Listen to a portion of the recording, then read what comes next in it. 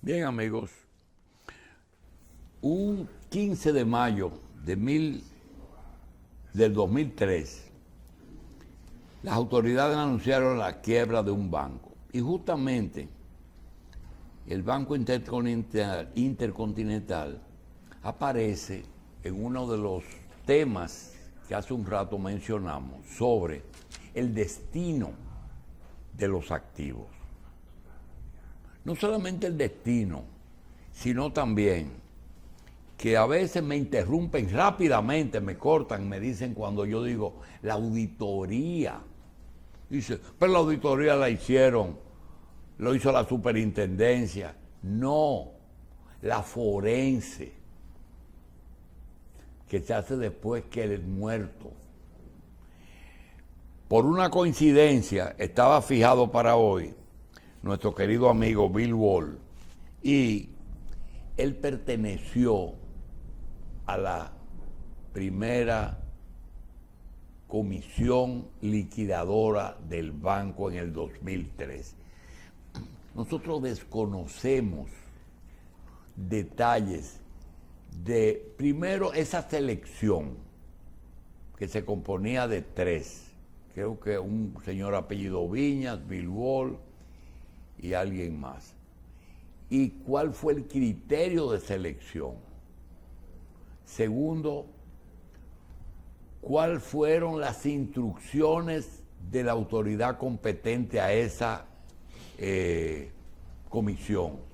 Si fue la Junta Monetaria, si fue el Banco Central, el gobernador, o si fue la superintendencia.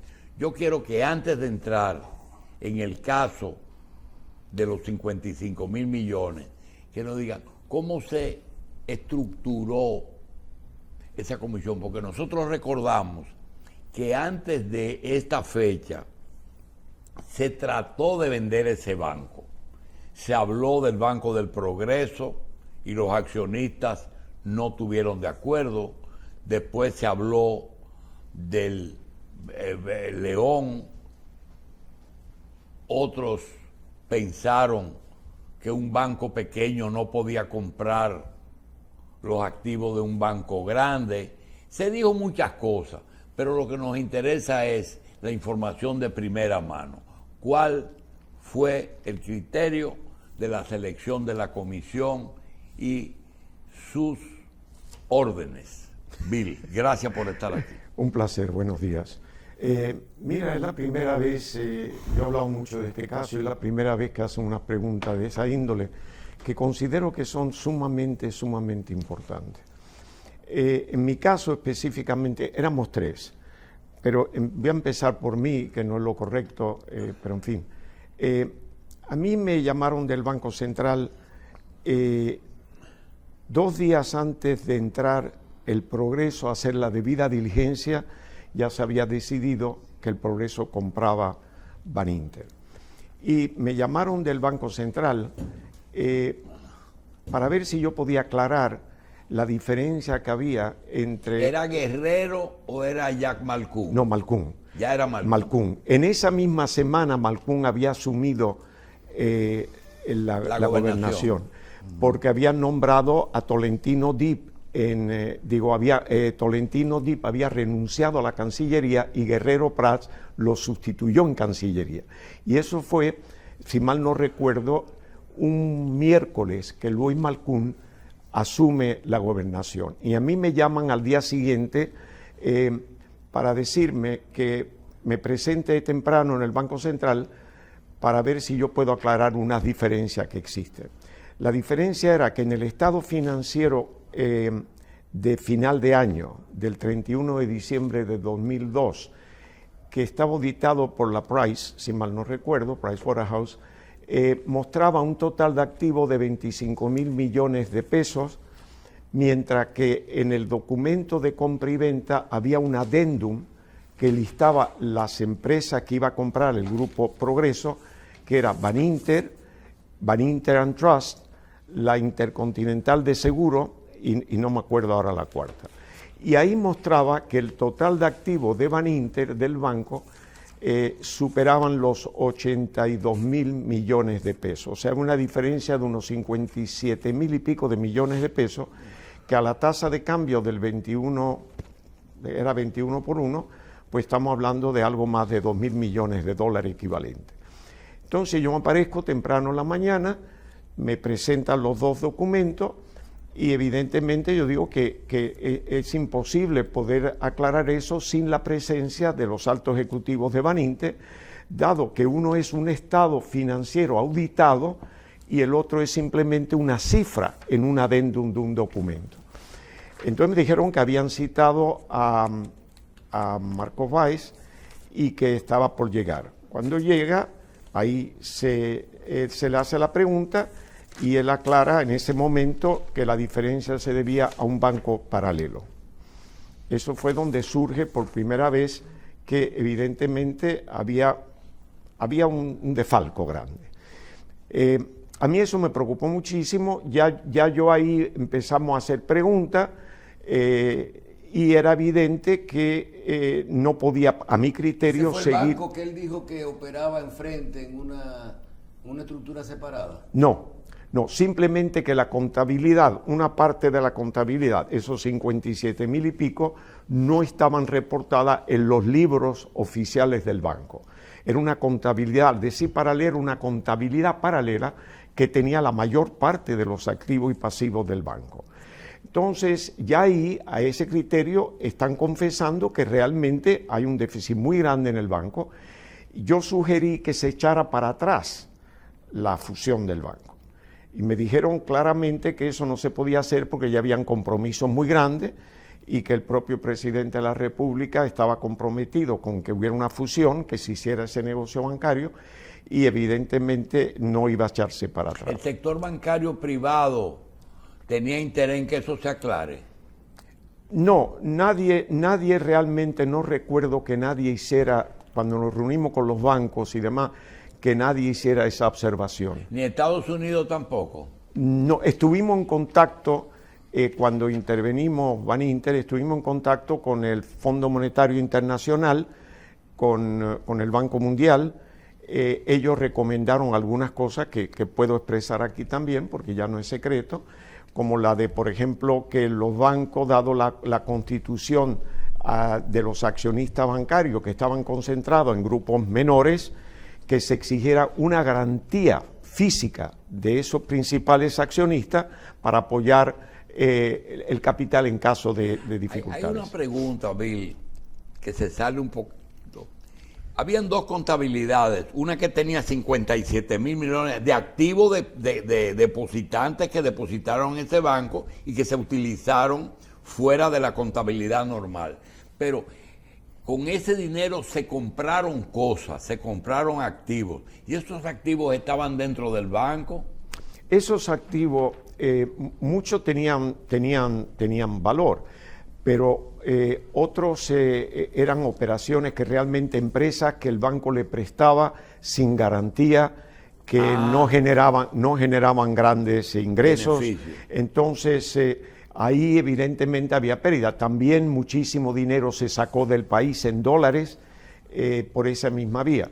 Pero bueno, volviendo al tema original, quiere decir que yo ya estaba, anterior a la intervención formal que se anuncia el 15 de mayo del 2003, yo ya estaba con este grupo del Banco Central, no sabía en qué calidad, pedimos información, nos la enviaron. Mi preocupación era que sabíamos que Baninter, que el Progreso entraba al día siguiente, eso fue un viernes, entraba el sábado para hacer la debida diligencia, a revisar los libros para ver efectivamente si el valor que acordado en la compraventa se justificaba o no. Entonces, ante esa situación y el hecho de que no se iba a considerar el echar para atrás esa fusión, entonces lo que se decide es que Malcún me dice a mí en el almuerzo, porque almorzamos ese día, de que yo fuera con el grupo del Progreso a Baninter como coordinador del Banco Central. Para ese momento yo tuve la oportunidad de leer el documento de compra y venta, y ese documento mostraba claramente que Baninter estaba quebrado. Para darle un ejemplo, yo estaba en shock. Para darle un ejemplo, en primer lugar mencionaba que durante un periodo no mayor de 90 días, Progreso administraría Baninter, cosa inconcebible porque el banco lo que venía era revisar los libros y no podía asumir la administración del banco. Número 2, que una lista de empresas que pertenecía al grupo de Ramón Báez Figueroa, este grupo saldrían libres de esas deudas estarían cubiertas. Tercero, que los préstamos incobrables de Baninter lo asumiría el Banco Central de la República Dominicana. Y las obligaciones de Baninter con los bancos del exterior en dólares también la asumiría el Banco Central. O sea, era evidente en ese documento que Baninter estaba quebrado, no tenía los recursos y realmente era el Banco Central el que lo compraba. De todas maneras, yo entré al día siguiente con la gente del Progreso y lo primero que sí, había mucha gente que tenían deseo de retirar el dinero, ya había rumor de que Baninter no estaba muy bien y evidentemente desde ese momento el Banco Central empezó a enviar dinero para poder pagar a aquellos que deseaban retirar sus recursos. ¿Quién decidió la suma a devolver? La suma bueno, 500.000 ya cuando entramos al Banco Central. Sí. Eso fue una reunión que hicimos, estaba un técnico del Banco de España, Aristóbulos de Juan, que era asesor del Banco Central, y yo ya estaba también en calidad de asesor, y la verdad es que era un riesgo sistémico, por el tamaño de Baninter, que era casi igual a la combinación en tamaño del Reserva y el Popular, era obvio que eso arrastraba el sistema, se llevaba el sistema. Y por consiguiente el asunto era que había que pagar. Había que pagar, no había un fondo como existe hoy de garantía para los depositantes. Hoy cada cuenta le pagan hasta 1.840.000 pesos, por ejemplo, que esos fondos lo maneja el Banco Central con aporte de los bancos. Pero en aquel momento teníamos el dilema de que la ley financiera de los bancos, esa ley surge en noviembre del 2002 y esa ley hablaba de un fondo de provisión pagado por los bancos, contribuido por los bancos, para pagar a los depositantes en un caso de quiebra. Pero había 18 meses para preparar los reglamentos y por supuesto no había fondo, o sea, no había con qué responder. En ese momento llegamos a un acuerdo de que los depósitos que eran legales, es decir, que no pertenecían al grupo o vinculados de Baninter, que eso deberíamos pagarlo. Siempre sale una idea de que debíamos limitar el monto, no teníamos base para limitar el monto, porque la nueva ley no se aplicaba aún, por el hecho de que ni había fondo ni había reglamento. Entonces, arbitrariamente se dijo, bueno, hay que pagar, porque si no, arrastra el sistema. Habría un corralito, como había sucedido un año antes en Argentina y en ese periodo también en Venezuela. Entonces, bueno, vamos a pagar. El problema era cómo lo pagamos. Y después de haber estado como unos 10 días en Baninter, 7 o 8 días en Baninter, yo ya sabía y escribí un memorándum para el gobernador del Banco Central por mi cuenta y el superintendente de banco, donde indicaba cómo se había manejado esos fondos, cómo había llegado a ese hoyo tan grande y a dónde habían ido esos recursos. Es un memorándum de 7 páginas, que yo tengo copia, y yo en ese memorándum indicaba que dudaba que se pudieran recuperar del total de los 82.000 millones, si llegábamos a 30.000 millones era mucho. Porque yo me senté con funcionarios importantes, no con la alta plana, porque ellos no estaban en el banco cuando entró el Progreso, pero sí con los demás. Y me senté con cada uno de ellos, algunos los conocía, y empecé a registrar una serie de datos de donde había ido una parte del dinero. Por ejemplo, habían se calculaba entre 20 a 30.000 millones que costó el pagar, como pagaba Baninter ya a última hora, en los depósitos a plazo fijo, un 36, mientras la banca pagaba el 23. Es decir, Baninter había llegado a un esquema Ponzi, donde estaba pirámide. recaudando fondos para poder pagar los intereses. Y los préstamos, las bancas, préstamos en pesos, cobraban el 33 y Baninter estaba pagando 36 por un certificado de depósito. Es decir, ya era evidente que estaban lo que podían hacer. También recordarán ustedes, algunos de ustedes, que hubo la intención de los dueños de Baninter de comprar la Asociación Popular de Ahorro y Préstamo, que ya los cheques de administración estaban hechos. Hipólito impidió eso personalmente. Claro, porque eso era ilegal. Se devolvió el cheque. Se devolvió el cheque, eso era ilegal. Entonces, Baninter lo que estaba buscando era fondos, recursos para poder seguir el esquema. Claro, ya los depositantes no eran suficientes y podía adquirir una institución como el banco, como la asociación, que tenía recursos grandes. Entonces eso alimentaba el paquete. Eso se echó atrás. Yo recuerdo que la función de ustedes era administrar un banco quebrado, no hacer un estudio sobre antecedentes. Pero mucha gente se pregunta, ¿qué tiempo duró el proceso de deterioro? ¿Y qué culpa tuvieron los inspectores de la superintendencia que hicieron ceguera voluntaria? Porque eso no ocurrió en un solo día. No, mira, te voy a contar algo, eso es verdad, tiene mucha razón. Cuando yo volví al país ya jubilado de Royal en el principio del 95, me invitaron a un programa de televisión en ese mismo año, antes de yo comenzar con mi programa en el Canal 27 con ustedes. Me invitaron a un programa y era para hablar sobre el desarrollo de los mercados de valores en América Latina. Y la primera pregunta que me hicieron, que fue un gancho en puro dominicano, me dicen, señor Wall, antes de comenzar el tema, le vamos a hacer una pregunta. ¿Usted cree que el sistema bancario dominicano es solvente?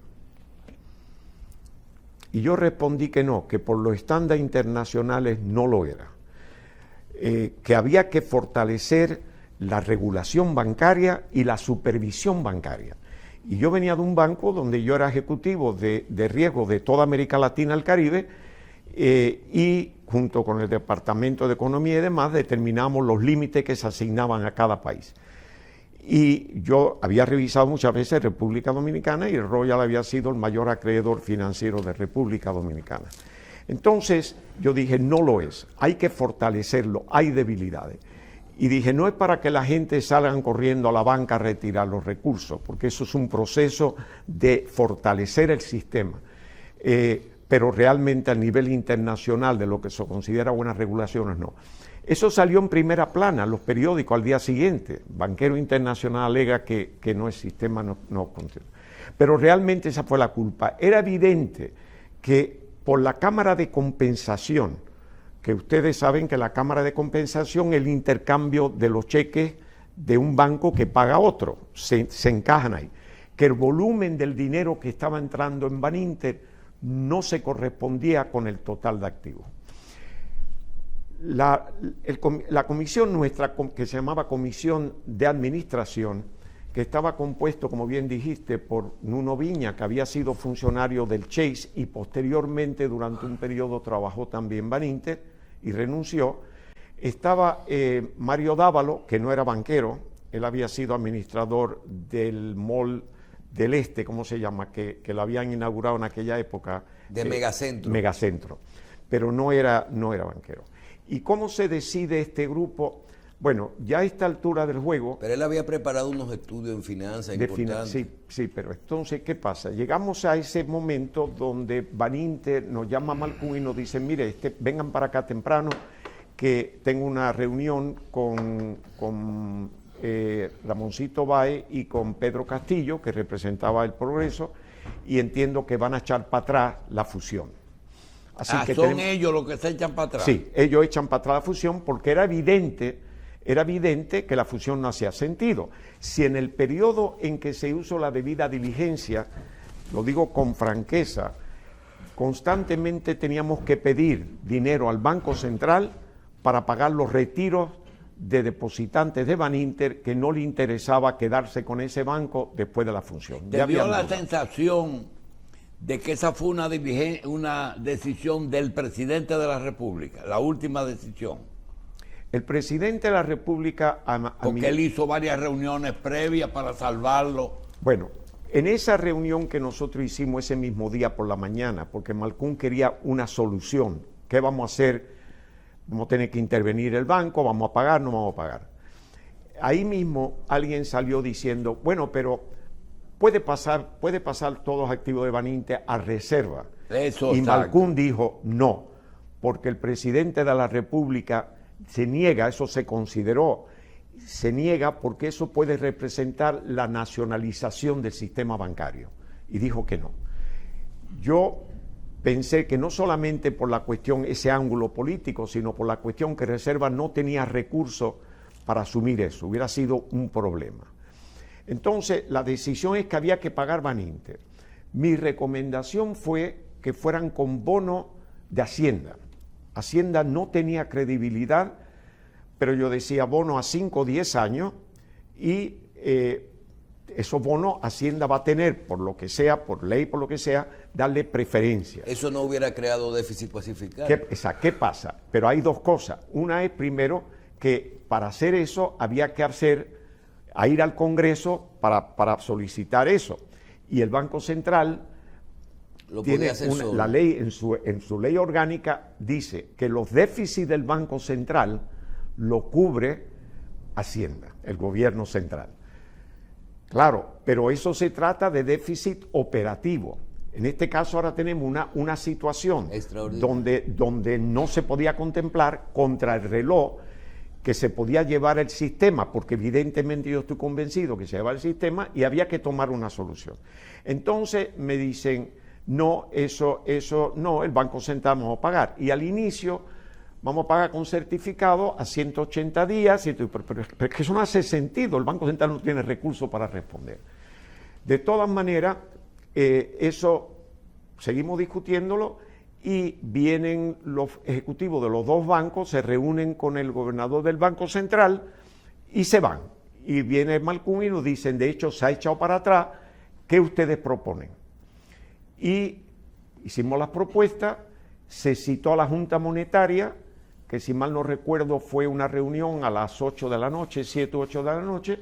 Nosotros ahí, Malcún sale y dice, por favor, preparen una declaración a la prensa, llamen a la prensa, le dijo a la secretaria, llamen a la prensa inmediatamente y dígale que retengan la tirada, que tenemos una información urgente, importante.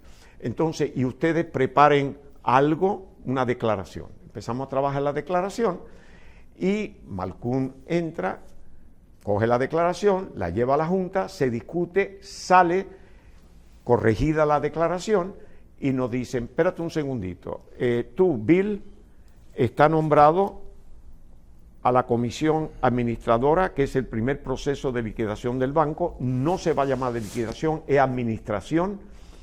Entonces, tú estás nombrado, Mario Dávalo, tú estás nombrado, y un tercero que no lo nombró, que era Viña, ese no le hemos avisado, pero ustedes dos van. Quiere decir que ustedes dos mañana a las 8 de la mañana tienen que estar en Baninter. Bueno, pero yo dije, pero Loy, yo todavía no sé, yo no tengo documento aquí, yo todavía no tenía ciudadanía dominicana. Olvídate de ciudadanía, aquí tenemos un problema grave, están nombrados por la Junta y el asunto es que administren el banco, mañana pasado nos reunimos y le damos las directrices. Y allá fuimos al día siguiente, fue casi chistoso porque Mario Dávalo no manejaba, o lo llevaban, o un taxi, lo que fuera, y yo llego a ese edificio que había sido de Royal Bank y que yo nunca trabajé ahí porque yo me había ido en el 71, cuando estábamos en Isabel la Católica. Entonces llego, me identifico y me dice, bueno, pues estaciónese ahí abajo en el parqueo. Meto el carro en el parqueo, salí de ahí, me encuentro a Mario Dávalo perdido, aquello estaba lleno de gente porque ya el periódico anunciaba la intervención del Banco Central y nosotros no teníamos ningún documento que nos acreditara. Entonces yo con el listín diario debajo del brazo, voy a la puerta y digo, sígueme, Mario, vamos a la puerta, la gente empujando, pero nosotros teníamos saco y corbata. Entonces sale un guardia del banco ahí a la puerta y digo, mire, nosotros somos los que dice el periódico aquí en primera plana, nosotros somos 2 de los 3 y aquí estamos. Y la gente, pues nos tienen que pagar y tal. Digo, mire, por favor, déjenos entrar porque, total, que así fue que entramos en Baninter los 2 primeros nombrados. Y a los 2 días ya sabíamos que era Nuno Viña el tercero, ya nos reunimos. Hay un punto que tú mencionaste sumamente importante en todo esto, que fue una falla. A los 2 días nos reunimos en Baninter, Lois Malcún, los miembros de la comisión. Y Nuno Viña, que se encargó de la cartera, yo me encargué de la posición externa del banco, las negociaciones con los 200 y pico de bancos que acreedores de Baninter y el Trust, que era muy delicado, eso fue muy delicado. Y después Mario Dávalo de la administración del banco. Y Nuno le dice a Malcún, pero Lois, ellos habían sido compañeros en la universidad en Miami, Lois, yo creo que sería conveniente que hiciéramos una evaluación de los activos del banco. Y Lois dijo, no, ustedes encárguense exclusivamente de la administración del banco. Lo que yo quiero es que recorten los gastos que se puedan recortar, recórtenlo, administren, traten de recuperar máximo la cartera, traten de ver la situación de los dólares que se le deben fuera, que se le debía... Todo eso con el banco cerrado. No, el banco estaba ya intervenido dinero. Y la gente venían a retirar sus depósitos. Y ya sabíamos que íbamos a pagar los depósitos, que entró también la superintendencia, puso una oficina allí para revisar toda la documentación antes de pagar. Lo que se podían retirar, las cuentas de ahorro, cuentas corrientes, y los montos mayores, que era la gran composición de los depósitos de la banca, que eran los certificados llamados de inversión, que son los certificados de ¿Tuvo el Banco depósito. Central que aportar dinero Sí. en ese momento? No, desde antes, desde el día que yo entré, el sábado que entró el Progreso para hacer la debida diligencia, ya habían gente retirando dinero y el Baninter no tenía la capacidad para responder. ¿Y quién le dio el dinero? Banco Central. En ese momento, Banco Central abrió una cuenta bajo el nombre de Baninter y ahí el Banco Central empezó a responder. Todo esto evitando que hubiera un corralito. ¿Qué monto ustedes pusieron de tope para devolver? No se puso ningún tope, no había forma de poner tope. Es decir, la idea era que íbamos a devolver con certificado, no era en efectivo, a excepción de las cuentas corrientes, íbamos a devolverlo. Pero imagínense ustedes que había una institución, no voy a mencionar el nombre, pero una institución bancaria que tenía 120 millones depositados en Baninter. Si nosotros hubiésemos, porque analizamos los depósitos, si nosotros hubiéramos limitado a 500.000, como se habló por el público, esas instituciones se hubieran quebrado. Había muchas cooperativas. Muchas cooperativas, asociaciones de ahorro y préstamo, en fin, hubiera sido un caos. Hubo soluciones extralegales, podríamos decir. Podríamos hablar, por ejemplo, en la parte de lo que la ley establecía de cobertura garantizada de depósitos hasta cierta cantidad de dinero, que era lo que se establecía legalmente en ese momento. Y además, hay gente que critica de que cómo fue que el gobierno asumió deudas y pasivos en dólares o depósitos en dólares también. ¿Qué pasó ahí? Mira, la ley que mencioné, la ley financiera, que creo que fue en noviembre de 2002, hablaba de un fondo que tenían que aportar los recursos a la banca, como existe hoy. Sí. Y que eso era para pagar a los depositantes, pero recuerda que la ley tenía 18 meses para hacer los reglamentos. Por lo consiguiente, cuando entramos en Baninter en el mes de abril, no había absolutamente fondo ni se aplicaba esa ley. El problema era que Baninter le debía al Banco Central unos 6.900 millones de pesos de adelanto que el Banco Central le había dado. Por consiguiente, el Banco Central estaba muy consciente que Baninter tenía un problema de liquidez. Pero ¿Quién cuantificó los 51.000 millones? Ellos mismos. No, la diferencia entre lo que reportaron, que era lo que ellos No, ponían. hay dos cifras que tú mencionaste. El déficit 51 y 17.000, que fue lo que ustedes determinaron que solo tenía el banco. No. Yo en mi memorándum, cuando yo hice el análisis de qué es lo que había ahí en investigación por mi cuenta personal, el día que entré como coordinador del Central con el Grupo de Progreso, yo llego a la conclusión, por lo que me habían dicho, por ejemplo, me mencionaron lo siguiente: el diferencial entre lo que ellos pagaban y lo que ellos cobraban por los préstamos. Porque recuerda, como dije anteriormente, muchos préstamos fueron a empresas vinculadas que no pagaban. Simplemente el dinero de los depositantes entraban en adquisiciones de esa empresa y luego en el manejo de esa empresa. Y se compraron muchas empresas. Intercontinental de Medio se le dio un préstamo de 12 millones y medio de dólares para conseguir los equipos y todo eso. Y eso era préstamo que le daba Baninter. Es decir, ahí salió un capital enorme de dinero. Luego había una parte que también sirvió para pagar cuestiones políticas y, en fin, sí, autoridades y demás. En fin, y yo por ese análisis llegué a la conclusión de que si se recuperaba, digamos que la cartera que tenía a la vista, que era una cartera de unos, digamos, 17 mil millones, era la cartera que ellos reportaban en el estado financiero, yo calculaba que podíamos tal vez recuperar unos 10 mil millones por encima de eso. El resto se perdía, porque no teníamos ni garantía ni teníamos prueba de nada. Eso fue mi estimación antes de hacer los análisis. Posteriormente, esa cifra fue muy cercana a la realidad, pero eso fue posterior. Y también muy cercana al banco que presentó Marcos Báez. Exactamente. Ahora, fíjate bien, cuando nosotros, la posición extranjera, la posición en dólar de la banca, que es lo que a mí me preocupaba, es que las reservas líquidas del país estaban por unos 200 millones de dólares. Y Baninter debía a la banca internacional 416 millones de dólares. Ahora bien, yo no había estado aquí en la década de los 80, cuando vino la crisis del petróleo, que habían buques petroleros que no desembarcaban combustible a menos que se le pagara cash. O sea que eso fue una crisis muy seria. Yo no estaba, pero la conocía. Entonces, mi situación con la banca extranjera, aparte que me conocían, porque yo había estado en el comité de negociación de la deuda externa de Brasil y todos esos países, yo decía, vamos a hacer la siguiente combinación, que fue lo que se hizo.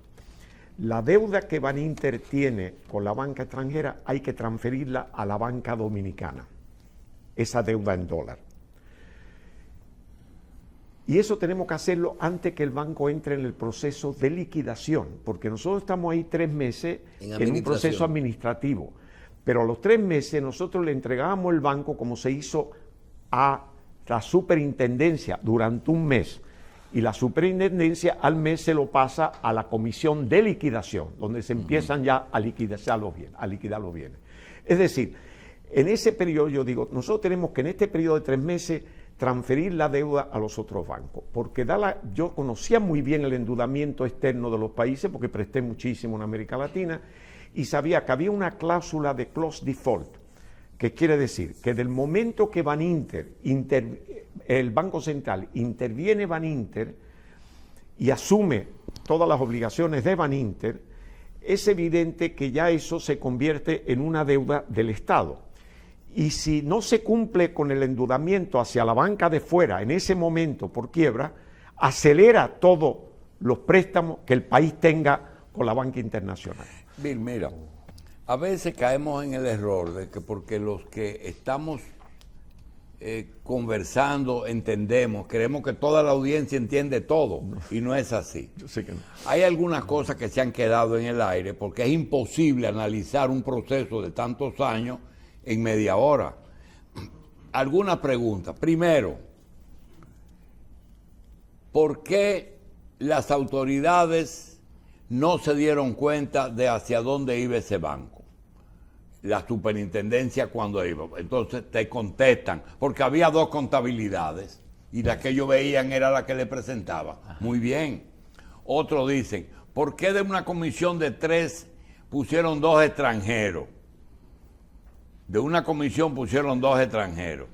Segundo, ¿por qué no sustituyeron a todos los depositantes lo que hicieron después con el déficit cuasi fiscal, que emitieron certificado en el Banco Central y le cambiaron eso por depósito en el banco? Esas son algunas de las preguntas que la gente está haciendo por ahí.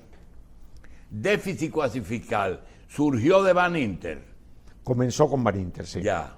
Con Baninter y los bancos que fue también... Los otros Los dos. otros dos, sí. Que fue Mercantil y Bancrédito. Y Bancrédito, sí. Y hubo transacciones entre, por ejemplo, una que me consta, entre Baninter y el Banco Mercantil, una transacción de préstamo que dio el Mercantil al grupo de accionistas de Baninter, o de los principales de Baninter, una de las firmas que tenían, de las empresas que tenían, con una carta de garantía, una carta de crédito de garantía de Baninter.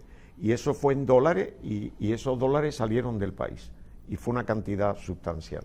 Es decir, había una serie de operaciones que sí, lo primero es,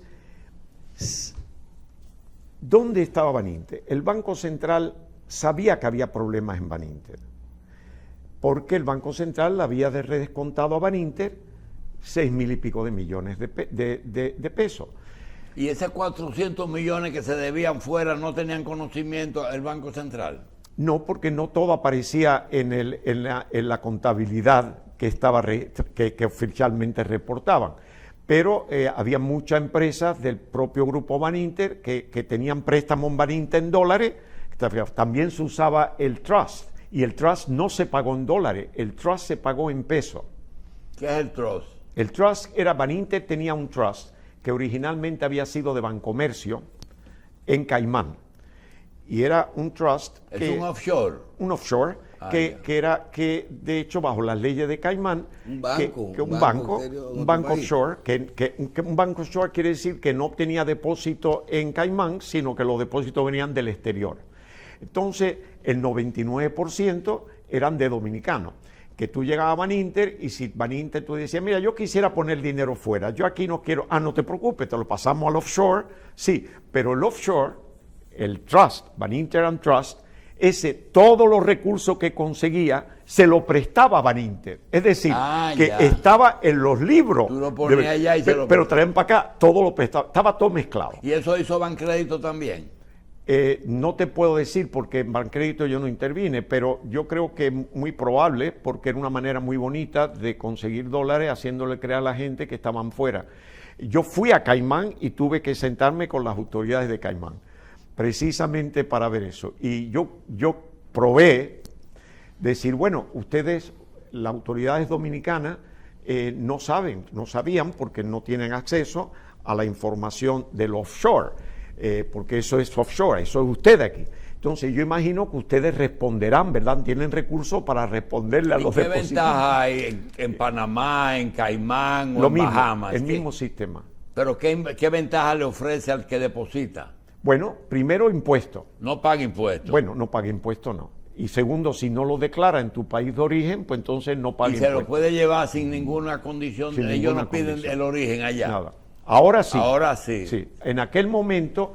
Lo mismo de Suiza, no lo piden, Exacto, ahora lo piden. ahora lo piden. Mira hasta dónde llega esto. En aquel entonces, unos meses antes de intervenir Baninter, el gobierno americano, para tratar de reducir ese escape de dinero, ese lavado, que en realidad es lavado, insistió en que todos los offshore tenían que tener presencia física en Caimán. Baninter no tenía presencia física en Caimán.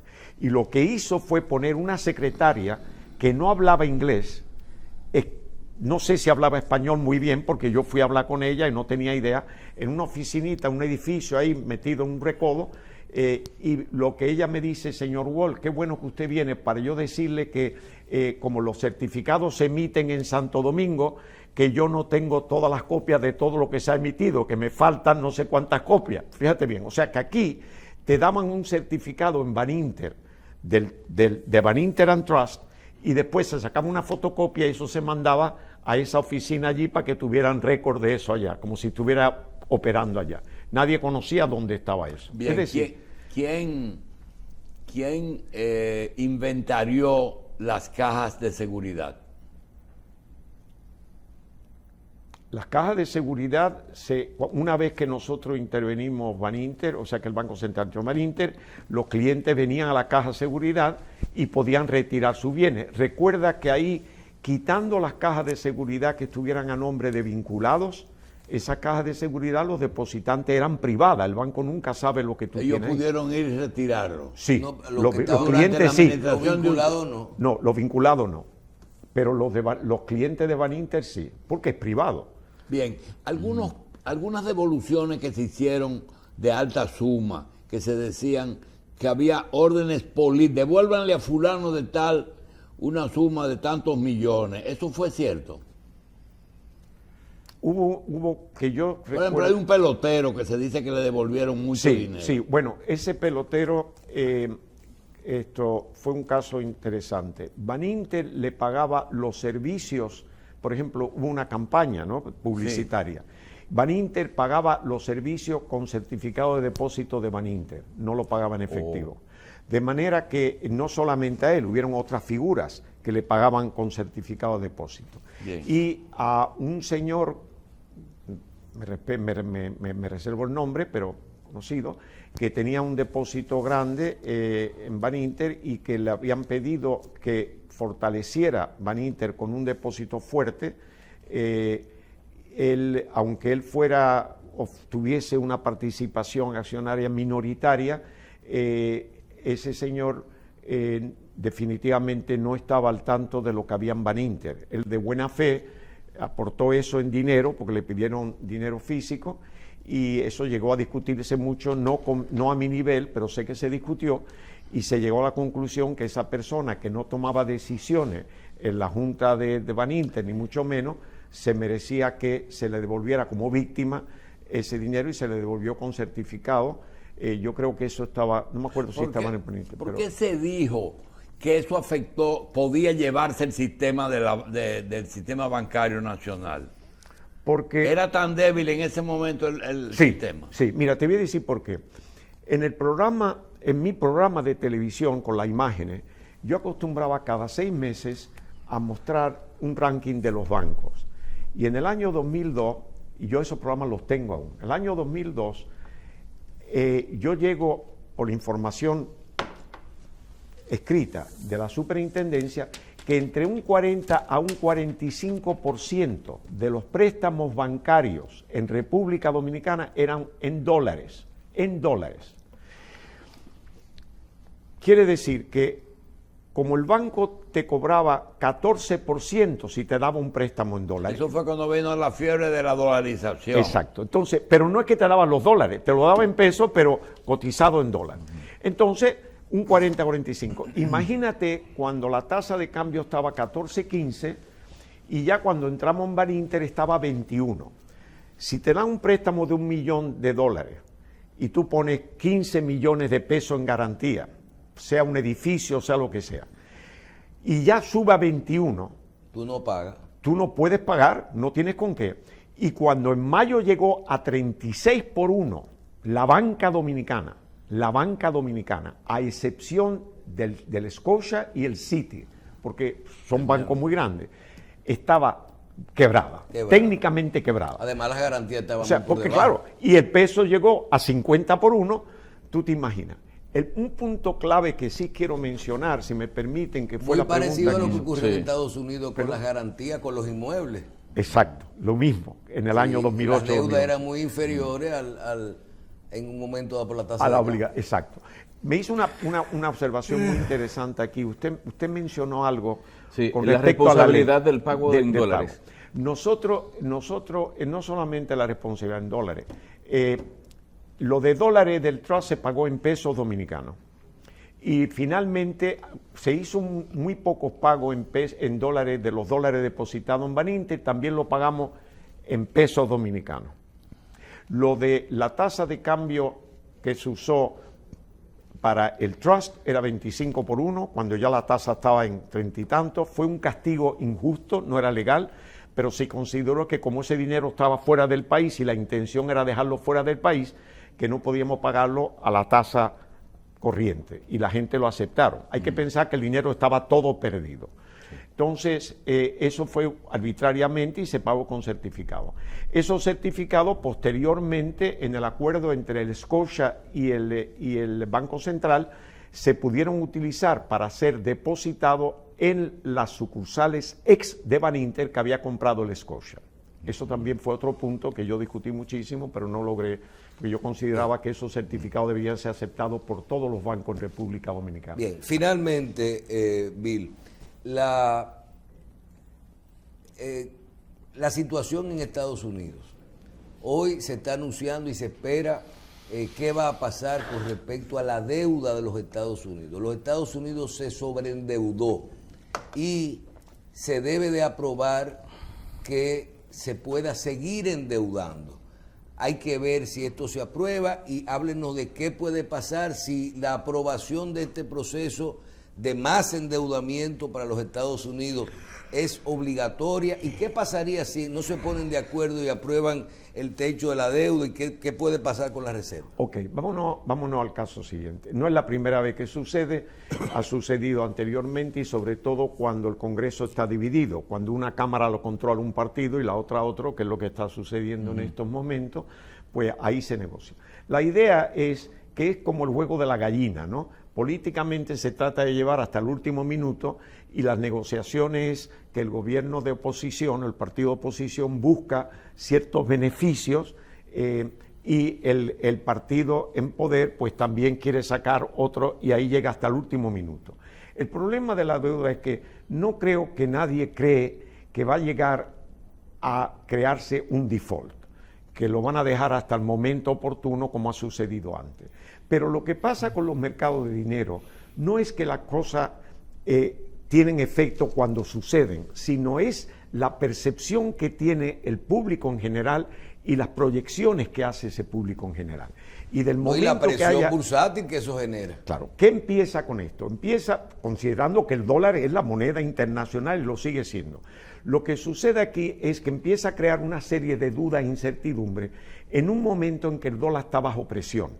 Sabemos, y es conocido, que los países del BRIC, que es Rusia, Brasil, China, África del Sur y la India, están tratando por la situación mundial actualmente, la situación sobre todo de las sanciones que tiene Rusia por la guerra de Ucrania y sobre todo que Rusia es uno de los grandes productores de petróleo, que entonces Rusia está tratando de vender petróleo a cambio de la moneda del país que lo compra. El caso de China con el yuan, están hablando, por ejemplo, de la India que lo va a comprar en moneda rusa y cosas por el estilo, y Brasil ya anunció que le va a vender trigo a Rusia y soya a Rusia y lo va a cobrar en yuan chino, porque el yuan está aceptado como una moneda de reserva aunque no la tenga. Es decir, que está el dólar bajo presión. Hay intereses que quieren que el dólar deje de ser la moneda más importante del mundo.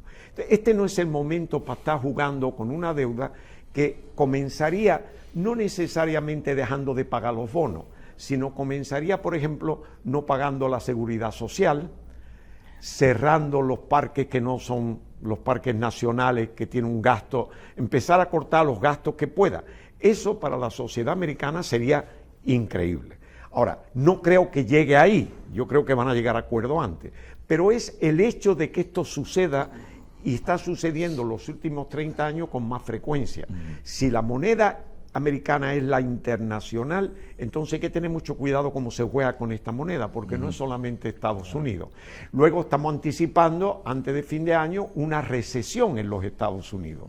Esa recesión va a afectarnos a nosotros, va a afectar la remesa. Ya el desempleo está empezando a subir algo. Es decir, el efecto de una recesión en Estados Unidos, la incertidumbre de la deuda del Estado, la banca que todavía, aunque no está mostrando que sea un riesgo sistémico, hay bancos que todavía muestran ciertas debilidades en su estado. Empresas que debido a la tasa elevada de intereses está siendo afectada y no está ya produciendo como antes. Es decir, hay una serie de elementos en estos instantes muy diferentes a los que hemos tenido en casos similares en años anteriores que hace que esto sea mucho más preocupante.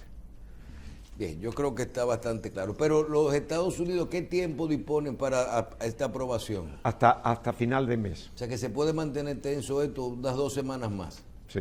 Bien, eso presiona mucho los mercados bursátiles, las bolsas. Sí, tiene un efecto sobre las acciones, el valor de las acciones, por la incertidumbre que crea, porque aunque sea un 10% que de posibilidades, siempre ese 10% puede crear un conflicto, ¿no? Bien, vamos a agradecer al licenciado Bill Wall, asesor financiero. Yo creo que está bastante claro. Tendremos que hacer otros programas para hablar ya de lo que es la tasa de interés. Se quedan muchas cosas y quisiéramos decir que incidencia de economías globales como la de Estados Unidos o el mismo problema haitiano, que cómo eso lo vamos a ver luego, adelante. Muchísimas gracias. Europa también, Sí, Europa también es seguro. importante.